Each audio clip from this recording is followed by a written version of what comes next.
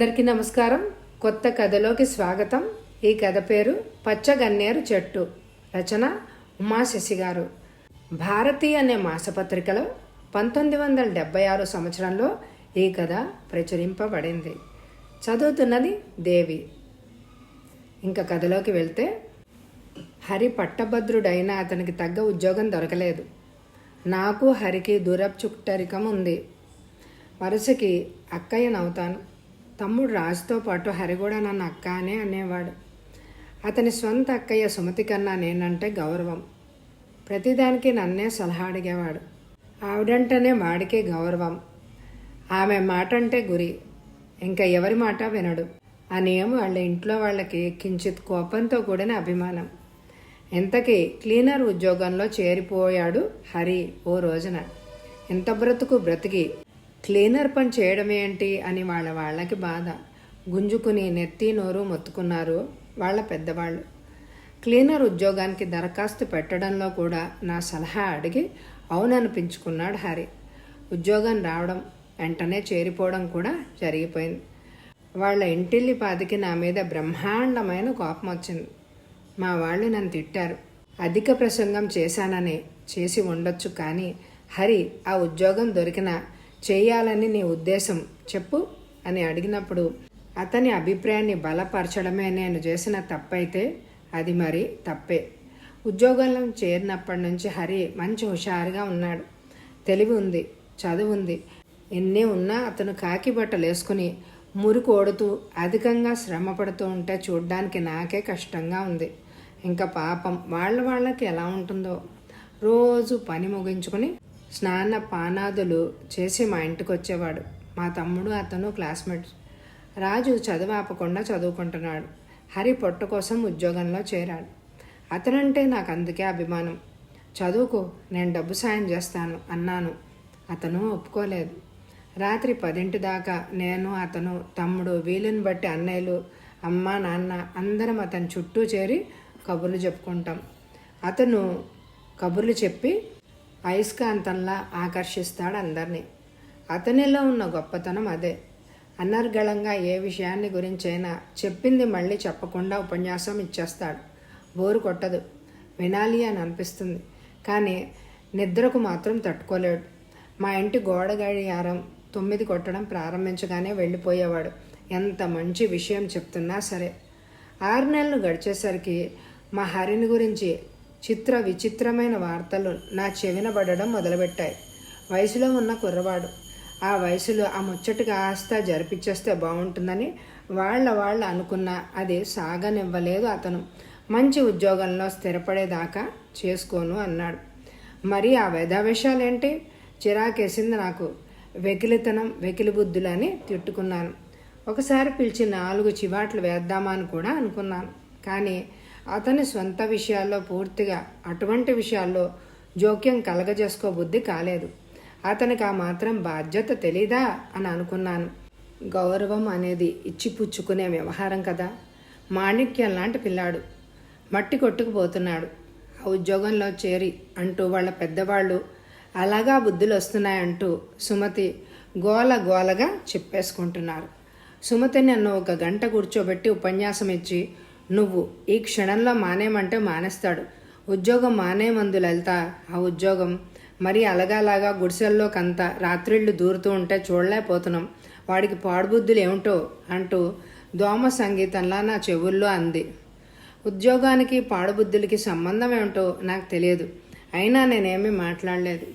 ఒకసారి మాత్రం మాటల సందర్భంలో అన్నాను హరితో, ఉద్యోగం మరీ కష్టంగా ఉంటే మానేయకూడదా హరి అని. నీ రాసలీలలు వినలేక చెవులు చిల్లులు పడిపోతున్నాయని కుండ బద్దలు కొట్టడానికి నా చదువు, సంస్కారం అడ్డొచ్చాయి. మానేస్తానులే. మంచి ఉద్యోగం మరొకటి దొరకాలి కదా. అయినా బెగ్గర్స్ కెనాట్ బి చూసర్స్ కదక్క అన్నాడు. నా మనసు చివుక్కుమంది. అతను బెగ్గర? హరి ప్రెస్టేజ్డ్గా అయిపోతున్నాడు. హరి లాంటి కుర్రాళ్ళు ఎంతమంది ఇలా నిస్పృహ పొందుతున్నారో. బిఏలు, ఎంఏలు పాసే ఊరికే గోల్డ్ గిల్లుకుంటూ కూర్చోవడం ఎంత భయంకరమైన పర్యవసానాలకు దారితీస్తుందో సింహాసనాల మీద ఉన్న పెద్దలకి తెలిస్తే బాగుండును. హరి అలాగన్నాక నేను మాత్రం ఏమంటాను? అతని నడివడి గురించి ఏం మాట్లాడాలో తోచలేదు. కానీ నన్ను నోరు మూసుకోనీయకుండా చేసింది ఒక విషయం. మా పేటకి ఫర్లాంగ్ దూరంలోనే ఒక కార్ఖానా. అందుకే ఆ ఇంటి చుట్టుపక్కలంతా కూడా ఎక్కువ కార్మిక జనం. ఆ కార్ఖానాలో పనిచేసేవారే అంతా. మా ఇంటి ఎదురుగా 2 పూరిళ్ళు, వాటి మధ్యన ఒక పచ్చ గన్నేరు చెట్టు. విశ్రాంతిగా ఆ చెట్టు కింద కూర్చుంటారు జనం. ఆ పూరింట్లో సీత ఉంటుంది. సీతకి 2 కాళ్ళు లేవు. అవిటి పిల్ల. వాళ్ళ నాన్న ఫ్యాక్టరీలో కూలి. వాళ్ళమ్మ అక్కడ పాచి పని చేసుకుంటూ ఉంటుంది. ఆమె చాలా తెలివైంది. సీత కన్నా చిన్నపిల్లలు 2 కూలికి పోతారు. సీతే కదల్లేంది. అందుకే సీత చేత ఒక చిన్న చిల్లర దుకాణం పెట్టించింది వాళ్ళమ్మ. కదలక్కర్లేకుండా సంపాదించవచ్చు. సీత కూడా నెమ్మదైన పిల్ల. సీత అంటే ఆ పేటవారందరికీ ఇష్టమే. అదే కాదు, ఆ కుటుంబం అంతా ఒకరి జోలికి వచ్చి పోట్లాటకి పోరికి వచ్చేవాళ్లే కాదు. సీత కూడా అంతే. ఆ దుకాణం దగ్గరే కూర్చుని నెమ్మదిగా సరుకులు అమ్ముకుంటూ ఉంటుంది. పచ్చగన్నేరు చెట్టు నీడలో సీత దుకాణం. అందరూ వచ్చి సరుకులు కొనుక్కొని పోతూ ఉండేవారు. అందున ఆఖరికి పోకిరి అబ్బాయిలు కూడా మర్యాదగా కావాల్సిన వస్తువులు కొనుక్కొని వెళ్ళేవారు. ఎవరైనా చిల్లర వస్తువులు కావాల్సినప్పుడు మేము కూడా సీత కొట్టుకెళ్ళి కొనుక్కు తెచ్చుకోవడం అలవాటు చేసుకున్నాం. డేక్కుంటూ పనులు చేసుకుని పోయే సీత అంటే జాలి. ఆ ఓర్పు చూసి నాకు ముచ్చట. ఓ రోజు సుడిగాలిలా వచ్చింది సుమతి. ఈ తేభ్యం అంటూ ప్రారంభించింది. రాగానే అంటే హరన్నమాట. ఈ మధ్య అతనికన్నీ అలాంటి ముద్దు పేర్లే తగిలిస్తోంది సుమతి. నా మీద అనవసరంగా ఎగురుతుంది. నేనే అతన్ని పాడు చేశానట. హరి తిరిగే వెధవ తిరుగుళ్లకు నేనే బాధ్యురాలనట. ఇంకా ఒకటేమిటి, ఆఖరికి చెప్పిన మాటలు ఇవే. దాంతోనూ దీంతోనూ పోతున్నాడు. సరే, కర్మాన్ని సరిపెట్టుకుంటే వాడు ఈ అవిటిదాని బ్రతుకు నట్టేట ముంచేటట్టు ఉన్నాడు అని అంది గతుక్కుమన్నాను. అప్పుడెప్పుడు సిగరెట్ల కోసమని ఆ దుకాణానికి వచ్చి సీతతో కబుర్లేసుకోవడం నేను గమనించకపోలేదు. కానీ అతడొక్కడేనా అవతలి వీధి టైలర్ కుర్రాడు, యువతల వీధి చాకరి పిల్లాడు అందరూ అక్కడే బీడీల కోసమని సిగరెట్ల కోసమని ఆగుతూనే ఉన్నారు. కబుర్లు చెప్తూనే ఉన్నారు. సీత కూడా అప్పుడప్పుడు నవ్వుతూనే సరదాగా ఉంటుంది. మరి హరి ఒక్కడే అనడమే, హరి అలాంటి వాడు కాదు. అప్రయత్నంగా అన్నాను. చూస్తూ ఉండు, జరుగుతుంది అదే. సుమతికి కసి, ఎందుకో బాధ. అలా తిట్టకపోతే వాడిని కాస్త అదుపులో పెట్టలేవు అన్నాను. నేనా? నాతో మాట్లాడ్డు వాడు. మ్యాగీ అని పిలుస్తాడు అస్తమాను అంది ఉడుకుమోత్తనంగా.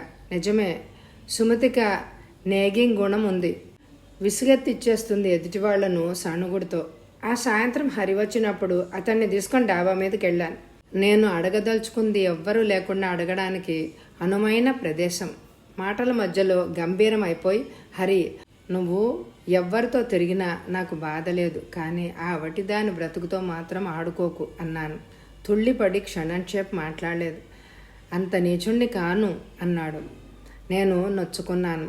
అనవసరంగా అతన్ని అనుమానించానేమో అని. అతను చాలా బాధపడ్డాడు నా మాటలకు. మరి కాసేపటికి లేచి వెళ్ళిపోయాడు. మరో 2 రోజులకి అతనికి మద్రాసులో సినిమా కంపెనీలో ఏదో ఉద్యోగం దొరికినట్టు చెప్పి ఆ ఊరు వదిలేశాడు హరి. సీత సంపాదన బాగా పెరిగిపోయింది. దానితో సీత తండ్రి చక్కగా చేతిలో డబ్బులు పడేసరికి తాగి తందనాలాడడం, వీధిన పడి పోట్లాడుకోవడాలు ఇవన్నీ తయారయ్యాయి. హరి వెళ్ళిన నెల్లాళ్ళకి ఒక వార్త ఆ వీధంతా గుప్పుమంది. సీత నెల తప్పిందన్న వార్త. తెల్లబోయాను నేను. సుమతి సాధింపు, ఈ వార్త 2 నన్ను ఉక్కిరి బిక్కిరి చేస్తున్నాయి. సుమతి అనుమానంలో అర్థం లేదు అని అనిపించింది. వీడేనేమో అని దాని భయం. భయం కాదు, అనుమానం.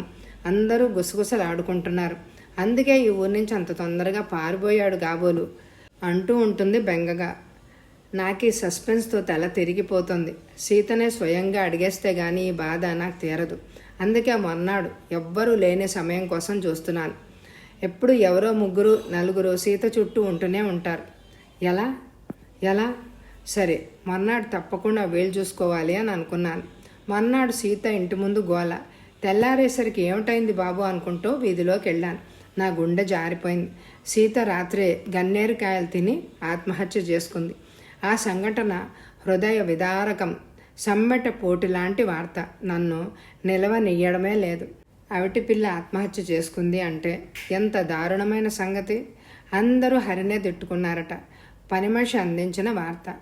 నా మనసు కలత బారింది. అతను అక్కడ లేడు కదా అని అతని మీద వేసేస్తున్నారు నెపం అని నా ఉద్దేశం. సుమతి గోల నన్ను మరింత బాధించింది. ఏం ఉద్యోగం దొరికిందని వీడలా కొంప ములిగినట్టు పారిపోయాడు? వీడేనా సీత ఆత్మహత్య కారణం? ఏమంటావు లలిత అంటూ గొడవ. వెళ్ళి నెలైన హరి ఏ సంగతి వ్రాయకపోవడం, అడ్రస్ ఇవ్వకపోవడం నాలోనూ చిన్న అనుమానానికి దారితీసింది. దరిమిలాగా నాకు హరి మీద కోపం వచ్చింది. క్లీనర్ పని చెయ్యనా వద్దా అని సలహా అడిగిన హరి ఆ సినిమా కంపెనీకి దరఖాస్తు పెట్టనా వద్దా అని ఎందుకు అడగలేదు? ప్రశ్నలు లోపలి అగ్నిపర్వతంలాగా ప్రజ్వలిస్తోంది అనుమానం. మరో 10 రోజులకి హరి దగ్గర నుంచి ఉత్తరం వచ్చింది.